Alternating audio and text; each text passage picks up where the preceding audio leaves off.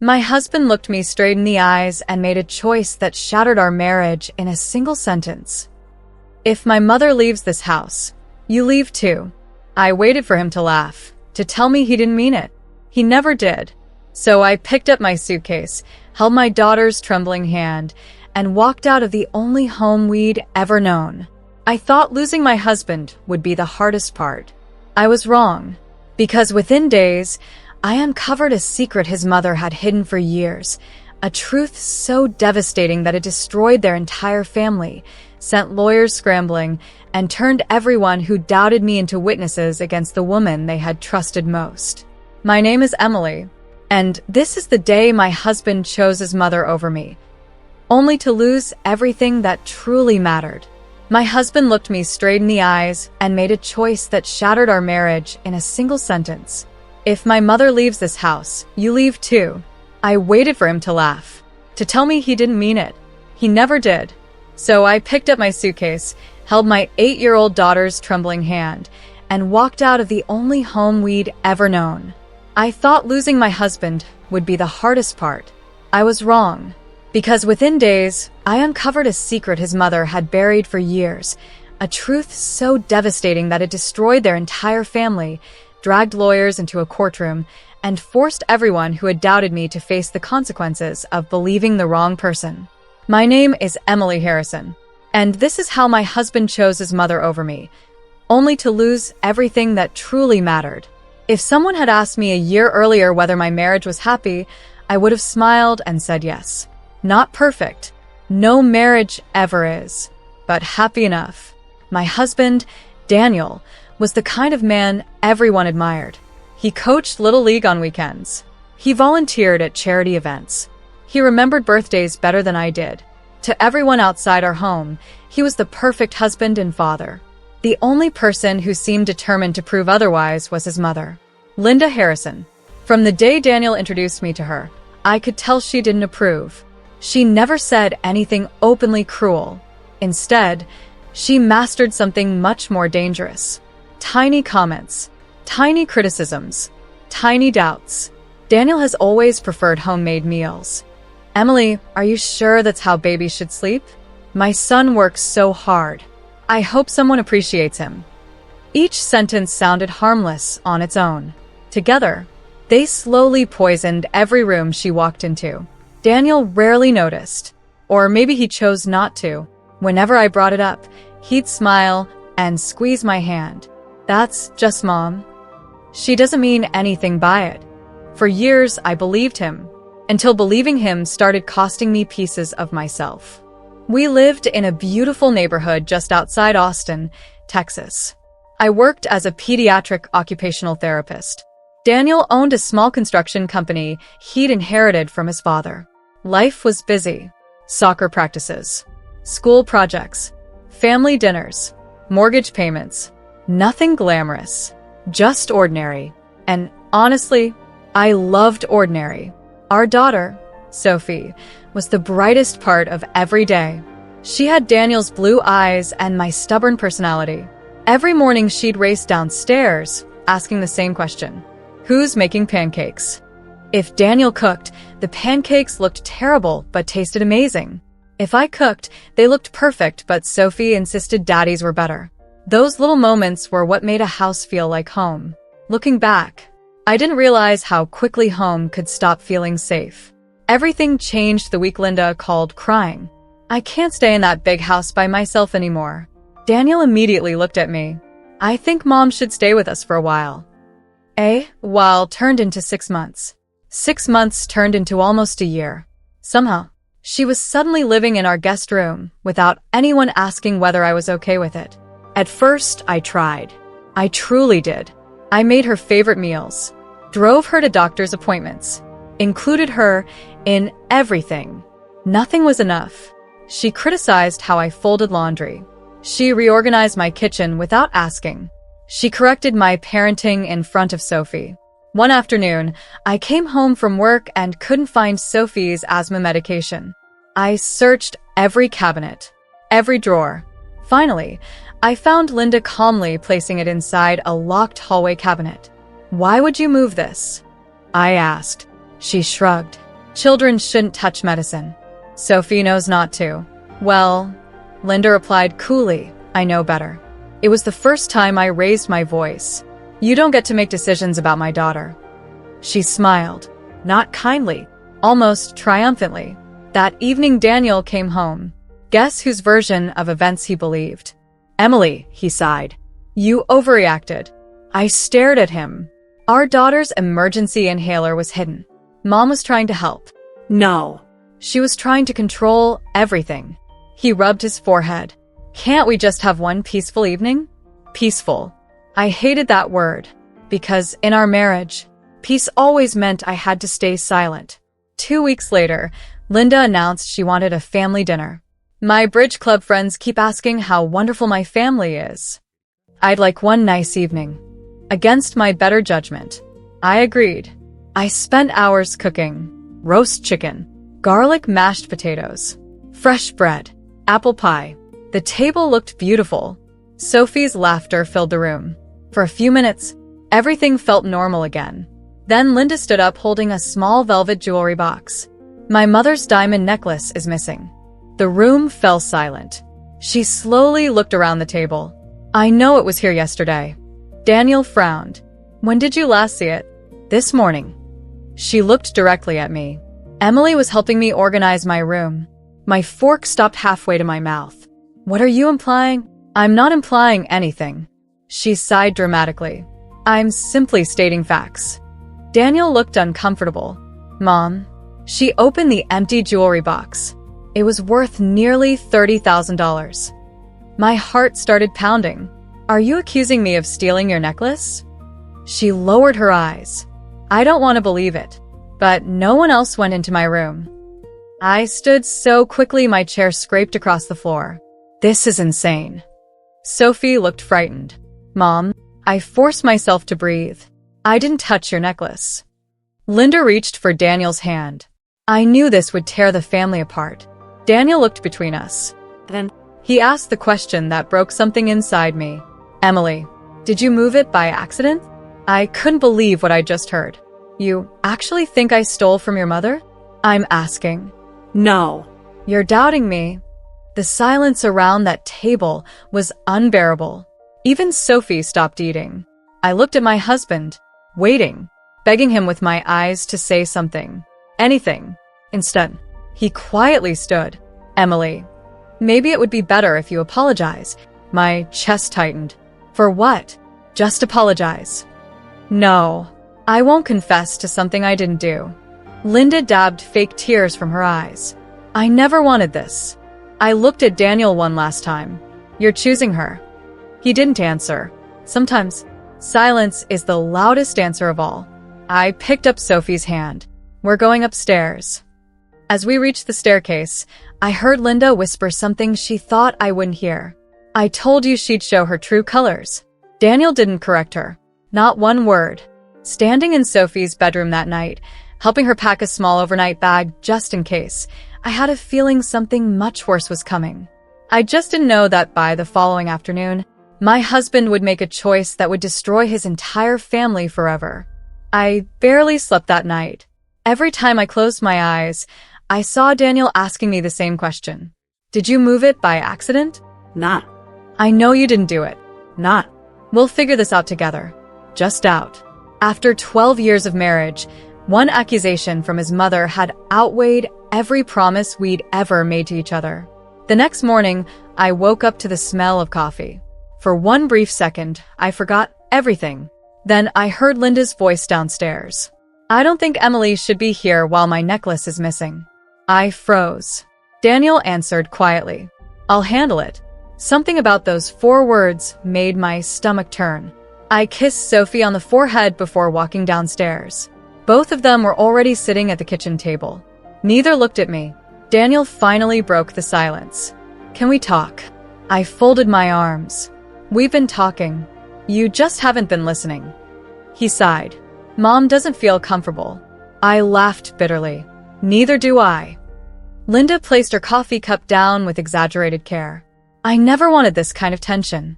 No, I replied. You just created it. Daniel immediately looked at me. Emily, enough. I stared at him in disbelief. No. Not enough. I'm tired of pretending your mother hasn't spent years trying to destroy our marriage. Linda shook her head dramatically. I've treated you like my own daughter. I couldn't help smiling. If that's true, I'd hate to see how you treat people you don't like. Daniel stood up. Both of you stop. Then he looked directly at me. I think you should apologize. The room went completely silent. I waited. Surely he couldn't be serious. For what? For upsetting Mom? I felt something inside me snap. I'm not apologizing to someone who's accusing me of being a thief. Linda quietly wiped away fake tears. I knew she'd never admit it. Just then, Sophie walked into the kitchen. She looked from one adult to another. Why is Grandma crying? Nobody answered. Instead, Daniel knelt beside our daughter. Sweetheart, why don't you go watch TV? She frowned. No. I don't like when people yell. Those words hit me harder than anything else. Our little girl wasn't scared because of missing jewelry. She was scared because the people she loved were falling apart. Around noon, Daniel asked me to step into the living room. His expression told me everything before he even spoke. I've been thinking. So have I. He took a deep breath. I think it would be best if you stayed somewhere else for a few days. I stared at him. What? Until this settles down. I honestly thought I'd misunderstood him. You want your wife to leave because your mother accused her without proof? It's temporary. No. This marriage is temporary if you do this. He looked away. I'm trying to keep the peace. I laughed through tears. There it is again. Peace. You don't want peace, Daniel. You want silence. You want me to disappear so your mother doesn't have to face the consequences of her own lies. He rubbed his temples. Emily, please don't make this harder. I looked at the man I'd loved for more than a decade. I wasn't the one who made it hard. You were. An hour later, 2 suitcases sat beside the front door. Mine. And Sophie's. I couldn't believe he'd actually packed them. Sophie clutched her favorite stuffed bunny. Mom, are we going on vacation? My heart shattered. I knelt beside her. No, sweetheart. We're just staying somewhere else for a little while. She looked at Daniel. Daddy, are you coming? He couldn't even answer. As I reached for the suitcase, Linda spoke from behind me. I think this is best for everyone. I slowly turned toward her. For everyone? She smiled politely. You've always been emotional. Perhaps some space will help. I walked closer until we were standing face to face. You may have convinced your son, but you haven't fooled me. For just a second, her smile disappeared. Then it returned. You'll understand one day. No. I already understand. You don't want your son. You want control. Daniel opened the front door. His voice was barely above a whisper. I'm sorry. I looked straight into his eyes. If I walk out this door today, our marriage will never be the same. He closed his eyes, but he didn't stop me. I took Sophie's hand, walked past him, and left. Rachel met us outside the hotel less than an hour later. The moment she saw my face, she hugged me. What happened? He chose her. She didn't ask who. She already knew. That evening, while Sophie colored quietly in the corner of our hotel room, Rachel handed me a cup of tea. You know something doesn't make sense. What? The necklace. I frowned. What about it? If it was really stolen, why didn't your mother-in-law call the police immediately? I stopped stirring my tea. She was right. Linda had accused me, thrown me out, Destroyed my marriage. but she hadn't reported the theft. Why? Unless she already knew exactly where the necklace was. Just as that thought crossed my mind, my phone buzzed. It was an unknown number. I answered cautiously. Hello? Mrs. Harrison? Yes. This is Officer Michael Grant with the Austin Police Department. Every muscle in my body tensed. We need to ask you a few questions regarding a report filed this afternoon. My heart pounded. What report? There was a brief pause. Then he said 7 words that changed everything. Your husband reported a break-in at your home. I looked at Rachel, who instantly knew something was wrong. The house was broken into? Yes, ma'am. And according to your husband, someone specifically targeted his late father's private office. I frowned. Private office? Daniel had never called it that before. It had always been the study. The officer continued. We're trying to determine whether anything important was taken. Before I could respond, another call came through. It was Daniel. I answered immediately. His voice was shaking. Emily, my father's safe. It's empty. A hidden safe? Inside the study? How could there be a safe in my own house that I'd never known about? And more importantly, what had been inside it that terrified Daniel so much? One thing was suddenly clear. The missing necklace had never been the real story. It had only been the distraction. And somewhere inside that empty safe was a secret powerful enough to destroy the Harrison family forever. For the next few seconds, I couldn't speak.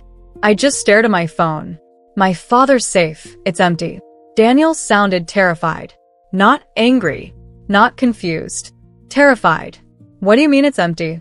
I finally asked. I don't know. The police found a hidden wall safe behind the bookshelf in Dad's study. I frowned. There was a safe in that room? You didn't know? No. His breathing grew heavier. Neither did I. What? My father never told me where it was. The officers found it after they noticed fresh scratches behind the bookcase. I looked at Rachel. Her expression mirrored my own confusion. What was inside? I asked. Daniel was silent for several seconds. Then he whispered, I don't know. But whatever it was, someone broke into the house specifically to take it. The line went dead. Rachel slowly lowered her coffee mug. This isn't about jewelry. I nodded. No. It never was. For the first time since leaving that house, my instincts told me I hadn't been thrown out because of a missing necklace. I'd been removed. So I wouldn't be there when something much bigger happened. The thought made my skin crawl. The following morning, Detective Amanda Collins called. Mrs. Harrison? Yes. I'd appreciate it if you came to the station. Am I a suspect? No. In fact, you may have information no one else has. An hour later, Rachel drove me downtown. The detective greeted us warmly before placing several photographs on the table. One showed Daniel's study. The bookshelf had been pulled away from the wall. Behind it, a large steel safe. Its door hung wide open, completely empty. What exactly was missing? I asked. She folded her hands. That's the problem. Nobody seems to know. I blinked. What do you mean? Your husband says his late father never discussed the safe. His older brother says he had no idea it even existed. So, we're trying to determine who actually knew about it. The detective slid another photograph toward me. It showed muddy footprints leading through the back patio door. The burglar entered here. I studied the picture. Something caught my attention. The flower pot. What about it? It isn't broken. She frowned. It should be. The spare house key. My pulse quickened. Daniel always hid it underneath that flower pot. If someone forced the back door, why wouldn't they simply use the spare key? The detective looked at her partner. Neither of them spoke. Finally, she asked, who besides your family knew where that key was hidden? I answered immediately. Only us. Then another thought hit me. And Linda. That afternoon, the detectives obtained security footage from a neighbor's camera. I wasn't prepared for what I saw. The timestamp showed 3:48 p.m., less than 30 minutes after Sophie and I left the house. A silver SUV pulled into the driveway. Linda stepped out. She looked around carefully before unlocking the front door. Not breaking in. Unlocking it. She disappeared inside. 22 minutes later, she walked back out carrying a thick brown envelope tucked beneath her coat. I couldn't breathe. The detective paused the video. Mrs. Harrison, did your husband know his mother came back to the house? No. He thought she spent the afternoon shopping. The detective nodded slowly. That's not where she went. That evening, Daniel asked to meet me. We chose a quiet park so Sophie could play on the swings. The moment he saw me, I realized he hadn't slept. His eyes were bloodshot. His shoulders slumped. He looked like a completely different man. I owe you an apology. I didn't respond. I should have believed you. You should have. I know. He swallowed hard. I spent my whole life believing my mother could never lie. And now, he looked away. I don't know what to believe anymore. I took a deep breath. I do. He looked back at me. Your mother wanted me gone. Because she knew something was going to happen. He frowned. What do you mean? The necklace. It was never the real issue. She needed everyone focused on me. So nobody would notice what she was doing. Daniel slowly sat down on the park bench. Oh my God. Before either of us could continue, His phone rang. it was his older brother, Michael. Daniel answered immediately. What happened? His face turned pale. What? I could hear Michael shouting through the speaker. You need to get here now. Mom's trying to destroy Dad's office. Daniel stood instantly. We're coming. When we arrived, police officers had already surrounded the house. Detective Collins met us outside. You're just in time. For what? She looked toward the front door. We executed a search warrant. Daniel stared at her. For my house. No. For your mother's vehicle. She opened the trunk of a patrol car. Inside sat 3 cardboard evidence boxes. One contained stacks of financial records. Another held old family letters. The third contained a thick sealed envelope marked Last Will and Testament of Charles Harrison. Daniel froze. My father's will. Detective Collins nodded.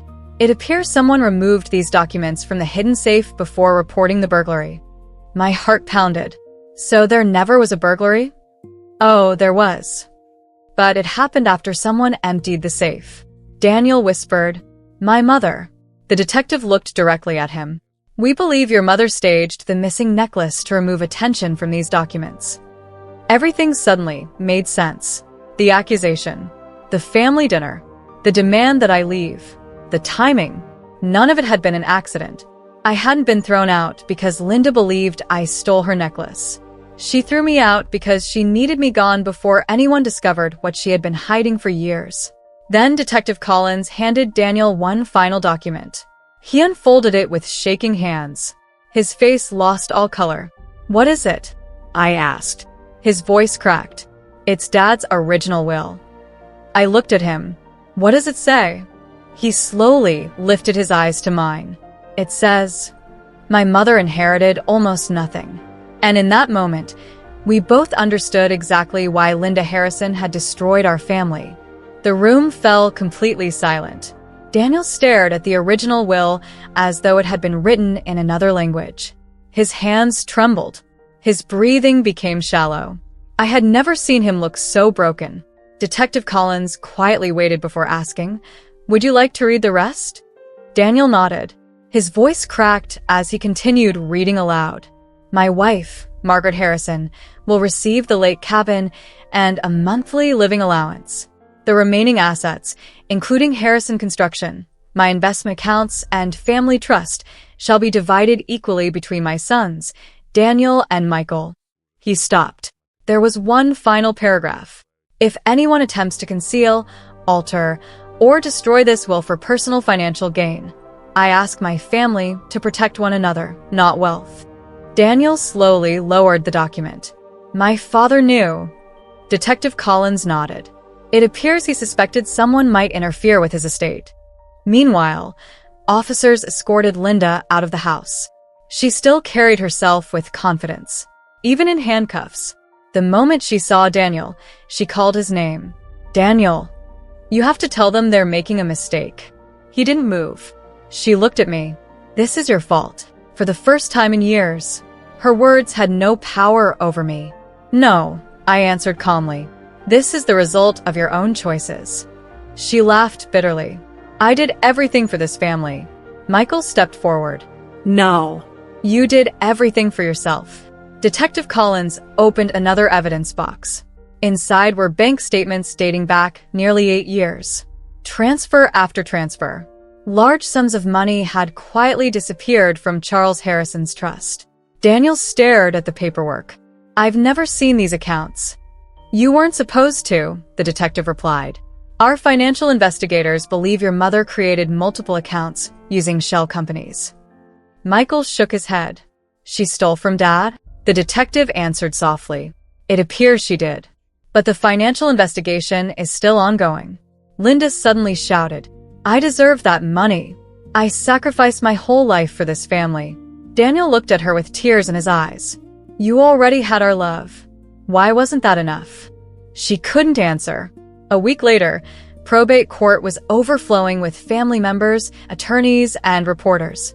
Linda sat beside her lawyer, wearing an expensive navy blue suit. She looked smaller somehow. Not physically. Emotionally. The confidence she'd worn for years had disappeared. Charles Harrison's original will was entered into evidence. The handwriting expert confirmed it was authentic. The estate attorney testified that the recovered document matched records kept years earlier. Then Detective Collins explained how the will had been removed from the hidden safe shortly before the staged burglary. Finally, the judge spoke. The court recognizes the recovered document as the valid last will and testament of Charles Harrison. Linda closed her eyes. Her attorney whispered something to her. She simply nodded. She knew it was over. The judge continued. Furthermore, this court refers evidence of suspected fraud, concealment of estate documents, and financial misconduct to the district attorney for further proceedings. A quiet murmur spread across the courtroom. Justice had finally begun. Outside the courthouse, Daniel asked if we could talk. We walked across the street to a small park. Neither of us spoke for several minutes. Finally, he broke the silence. I lost you. I looked down. You pushed me away. He nodded. I know. I kept telling myself I was protecting my mother, but I wasn't. I was abandoning my wife. Tears filled his eyes. When you walked out of that house, I should have walked beside you. Those words were everything I'd wanted to hear. 6 weeks too late. I'm sorry, Emily. I know. I forgive you. His shoulders relaxed slightly. But forgiveness doesn't rebuild trust. He nodded again. I understand. The divorce wasn't ugly. It was sad. Two people who had once loved each other deeply simply couldn't return to who they had been. We agreed to share custody of Sophie equally. No arguments. No revenge. Just two parents trying to do better for the little girl who deserved better from both of us. When the judge finalized our divorce, she smiled gently. I hope both of you remember that successful co-parenting is sometimes the greatest gift you can give a child. She was right. Months passed. Life slowly became peaceful again. Sophie and I moved into a cozy townhouse with a small backyard. It wasn't nearly as large as our old house, but every room felt warm, safe. There were no whispered accusations, no constant criticism, no feeling that I had to earn the right to exist in my own home. One Saturday morning, Sophie helped me plant flowers. She smiled up at me. Mom, yeah, I like it here. So do I. It feels happy. I realized she was right. Home isn't measured by square footage. It's measured by peace. Daniel also changed. Therapy helped him understand how deeply he'd been manipulated for years. He never blamed his mother again. Instead, he accepted responsibility for the choices he had made. He became the father Sophie deserved. He never missed another school recital, never forgot another doctor's appointment, never allowed anyone, including his own family, to speak badly about Sophie's mother. One afternoon after her soccer game, he walked over to me. I can't change the past. No. But I can be a better man than I was. I smiled. For Sophie's sake, I hope you are. I will be. And for the first time, I believed him. Nearly a year after everything happened, Detective Collins called. I thought you'd like to know. Linda accepted a plea agreement this morning. What happens now?